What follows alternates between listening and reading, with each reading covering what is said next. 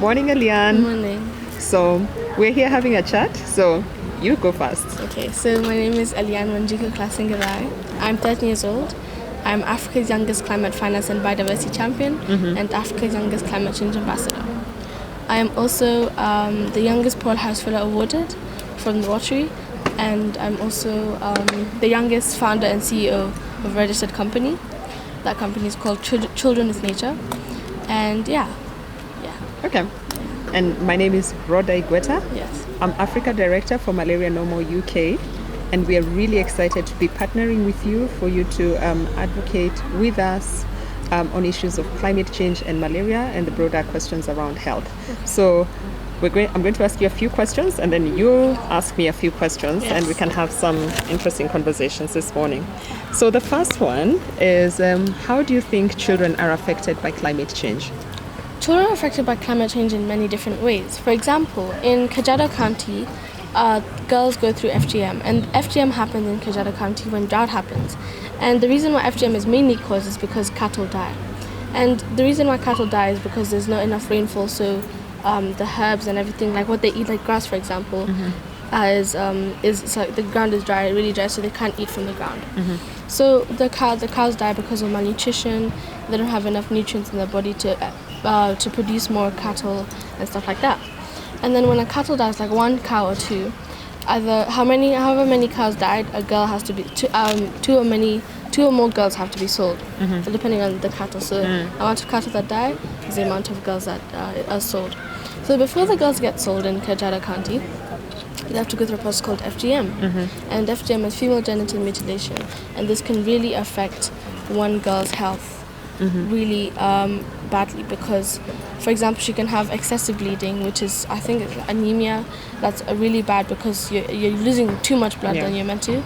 And also sometimes they can get HIV, sometimes they can get AIDS because I don't know if they're not clean. Sometimes they clean the blades that they use to cut.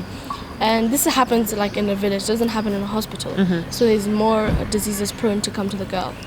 So this is why, this is one example of why children are affected by climate change. Yeah. All right.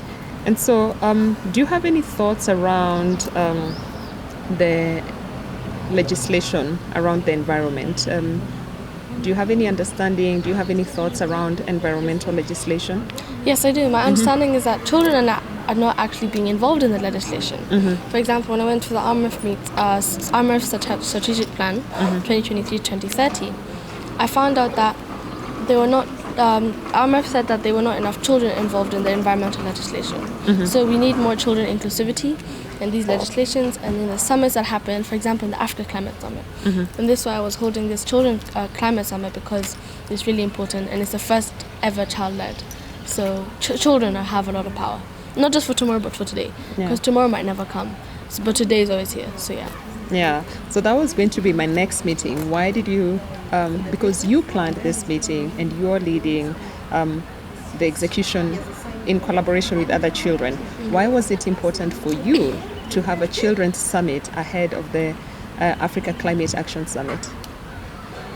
I think it's really important because it shows that children have a lot of power, especially in these summits that we can be doing. For example, the reason why I held this summit is because I wanted to show the African leaders that the African children from the Global South, like people from the Global South, children especially, actually have the power to change what they want and to make a change for what they want. So I held this summit because I wanted people to realize that children should not be taken as a joke. And us children have a lot of power, and you should be included in more summits. So Yeah. And my last question for you before you ask me some questions is, what impact do you think children will have, or children have, in tackling climate change? Because you're an activist, you're a champion, you've been doing a lot of work. So what is some of the impact you've seen so far from the work that you've been doing? I haven't seen much impact so far, because we keep on having these conferences and summits and COP28, and nothing pretty much changes. Because COP28 just happens in different countries, different places. And since COP27, I haven't seen much changes. I've only seen companies saying we're gonna go no carbon by 2050 or whatever. And I don't see any action being taken. And by action I mean like these small things like involving children, because a lot of children in Africa especially, the more that the children are involved in these things is the more an action plan will be taken, and where action will be taken seriously. So the impacts of saying maybe is that we've increased our tree level, like a lot of trees in Kenya, but it's kind of going down because of the logging ban being lifted. So I haven't seen much impacts because it just keeps on rising. The impacts are going big and then they just go small. Yeah, but children have a role to play in terms of just putting attention on the issues. Yeah. I'm going to ask you now, what is the intersection between climate change and health? Yeah. So thanks, Ellyanne, for that question. As you mentioned, climate change is resulting in changes in how the environment is reacting and how things are. So we're seeing more incidents of flooding, we're seeing more incidents of droughts and fires as a result of the droughts. We now know that El Nino is anticipated in our country in the coming weeks. So all of this has an impact on human health. One of the things that is really significant is you start to see flooding that results in water pooling in places where the water is not moving. You have stagnant water that causes things like cholera. You have waterborne diseases like bilharzia and things like that. But also you then start to see the breeding of mosquitoes. So when you have the breeding of mosquitoes, what that results in is then you have incidents of malaria increasing, right? So there's a huge connection. If we're not able to grow food, for instance, human health is affected, because if you have very dry seasons or you have flooding, then you're not able to have food production. If you have poor nutrition, that has an impact on health. You rightly noted questions of FGM that are a direct result of climate change. So all these things are connected. The climate change is connected to human health, and we see that all around. So unfortunately, this is something that is quite serious and has to be taken into account across the board, because there's that direct connection across the board. Yeah. Thank you very much. Yeah. So my second question is, what is the role of children in malaria? Yeah.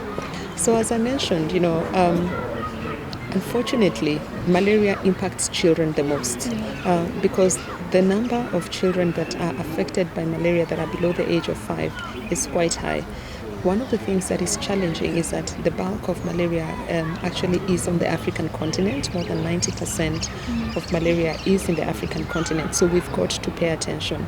And because it disproportionately affects children, we have to pay attention. So what needs to happen is that we've got to make sure that families and children understand how malaria is transmitted. So, through a mosquito bite, which means that if children understand that, they will not be taking for granted mosquitoes when they see them. They'll be having conversations in their families.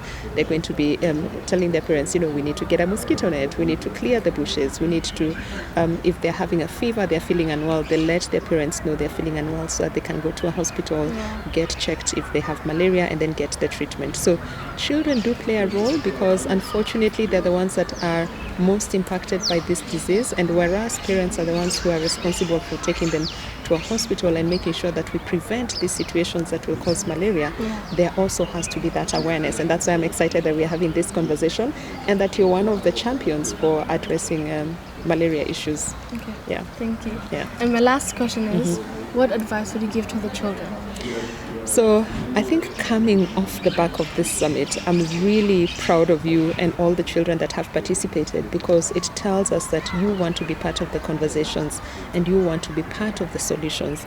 I liked when you said yesterday, you want to be part of the solution, not just highlighting the problem. So I think the first thing is to really be able to voice the solutions as you see them from your perspective, because we don't always see the solutions. And when we see the solutions, maybe we don't see it from your perspective. So that for me is really important, the fact that you're being part of the solution, right? The second thing is the other advice that I would give to children is to keep speaking. As much as you mentioned that children are being left out, your voice is so powerful and so strong in getting people to pay attention to the issues that you're raising. So you speaking up is really, really important.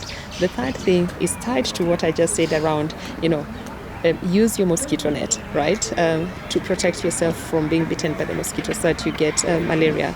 Also, if you're feeling unwell, make sure that you tell your parents or your caregiver, your guardian, so that they take you to a hospital for you to get treated. And then when you get the treatment, make sure you take your medication, because I know how sometimes children will say, oh, that medicine is so yucky, I don't want to take it. Yeah. But it's important to take it so that then you get cured if you have malaria. So it's really important that children also are taking part in their own well-being, and exactly what you're doing is what children need to be doing. So I'm really proud of you, and keep doing what you're doing. Thank you. Thank you. Thank you very much, Ms. Rada.